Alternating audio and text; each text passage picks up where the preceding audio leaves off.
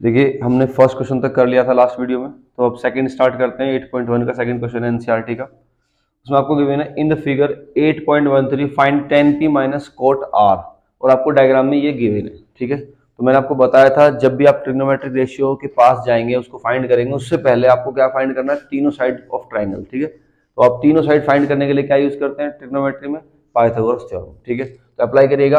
आपके पास यहाँ कौन कौन सी वैल्यूज गिवन है, हाइपोटेन्यूज h गिवन है, परपेंडिकुलर p गिवन है, और बेस आपको फाइंड करना है। तो आप बाय पाइथागोरस थ्योरम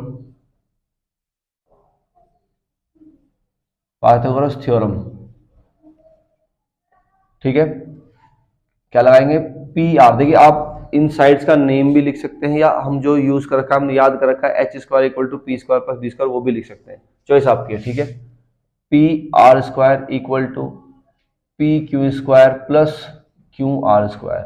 ठीक है, पी आर वैल्यू कितना है 13 स्क्वायर, पी क्यू कितना गिवन है 12 square plus Q R square. ठीक है, ये होता है 169, ये होता है 144 प्लस क्यू आर स्क्वायर। आपको क्यू आर स्क्वायर फाइंड करना है, तो ये कितना होगा 169 माइनस 144, ये होता है 25, और क्यू आर की वैल्यू आपको मिलेगी 25 को आप लिख सकते हैं 5 स्क्वायर, यहाँ से आपको क्यू आर मिल गया है 5, तो यहाँ आप लिख देंगे 5 सेंटीमीटर। अब आपसे जो पूछा हो, अब स्टार्ट करेंगे हम ट्रिग्नोमेट्री यूज करना। अभी तक हमने क्या किया, पाइथागोरस थ्योरम यूज करके तीनों साइड ऑफ ट्राइंगल हमने फाइंड कर लिया है। अब आप यहाँ आइए, आपको फाइंड करना था 10p माइनस कोट r। तो पहले आप 10p फाइंड करिए। देखिए 10p इक्वल टू, अब 10 के लिए हमने कल आपको बताया था पीबीपी अपॉन एचएचबी, पाकिस्तान भूखा प्यासा हिंदुस्तान हरा भरा। ठीक है, तो 10 हमने बताया था साइन कोस का 10 आता है, परपेंडिकुलर अपॉन बेस। लेकिन उससे पहले आप ये याद रखिएगा, आपके पास एंगल P है, तो P के पास जाइए, P यहाँ है, ये आपके लिए P है, तो 10p। अब हमने आपको बताया था जो भी एंगल होता है उसके सामने परपेंडिकुलर होता है, सामने कौन है 5, यानी क्यू आर सामने है, आप लिखेंगे Q R upon base, base ये हो जाएगा पी क्यू। अब इनकी वैल्यू लिख दीजिए 5/12, ये आपको मिला है 10p। अब निकालना है कॉट आर, अब कॉट आर लिखिए, कॉट आर, और आर आपका यहां है, ये एंगल आर है। अब कोट के लिए क्या होता था, 10 के नीचे कोट होता था, मतलब कोट नीचे से पढ़ोगे बेस अपॉन परपेंडिकुलर। तो आर के लिए देखिए सामने आर के कौन होगा परपेंडिकुलर, और बेस कौन होगा ये वाली वैल्यू। तो 5 इसको लिखेंगे, पहले आप वैल्यू लिखिए Q R upon P Q, same है, तो ये भी 5/12 हो जाएगा। इसको हम इसलिए यूज नहीं कर पा रहे क्योंकि ये हाइपोटेन्यूज होता है, और टेन और कॉट में हाइपोटेन्यूज का हम यूज नहीं करते हैं। ठीक है, तो इसलिए अब आप यहाँ जो वैल्यू फाइंड करने को बोला था उसने, उसमें लिखिएगा 10p minus cot R, find करिए कितना है 5/12 माइनस 5/12, और ये कितना मिलेगा आपको 0, ये आपका आंसर हो जाएगा।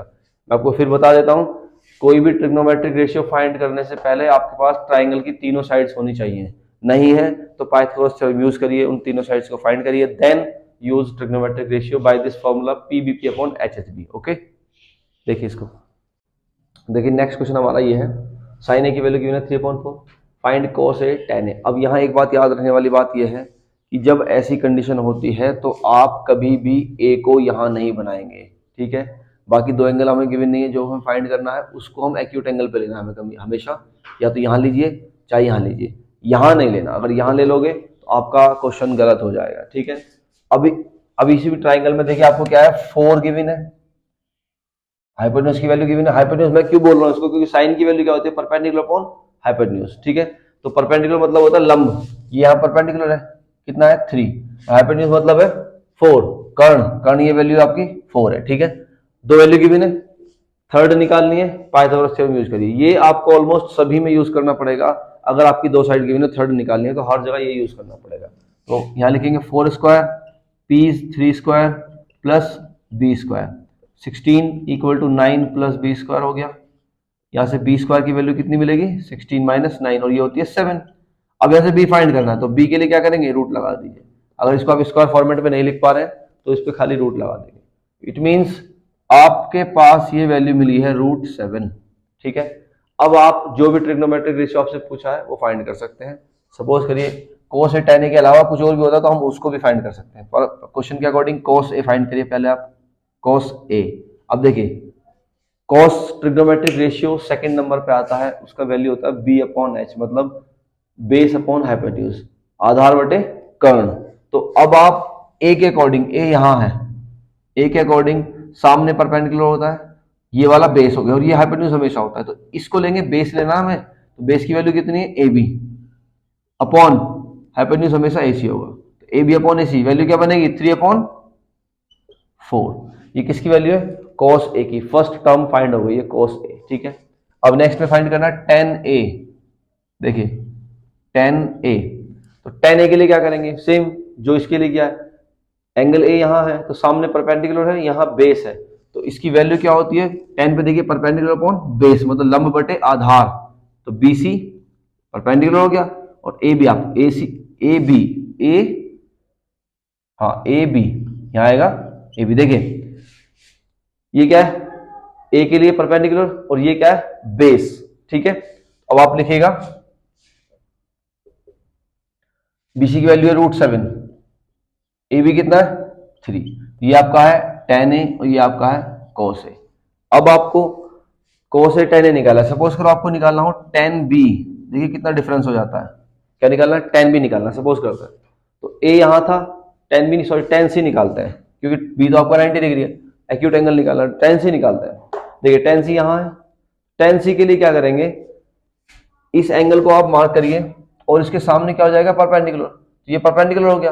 आपको लिखना क्या होता है tan में, परपेंडिकुलर अपॉन बेस, तो परपेंडिकुलर आपका क्या हो गया, ए बी, और बेस क्या है, बी सी, ये जस्ट इसका रिवर्स हो जाता है, मतलब अब 3/√7 इसका आंसर आएगा, ठीक है।